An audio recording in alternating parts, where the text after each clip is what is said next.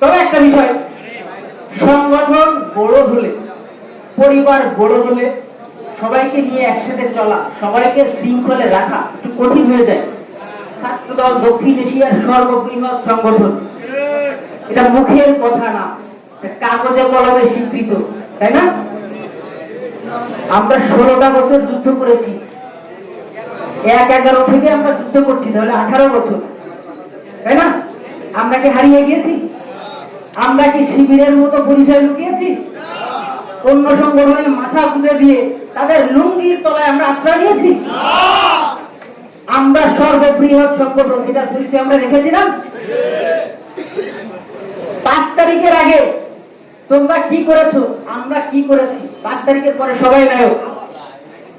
হাসিনাকে দেখিয়েছি, Chhatra League, police league, DGFI, NSI, SB, DB, RAB, BGB, even আর্মিকে দেখিয়েছি ছাত্রদল কি করতে পারে।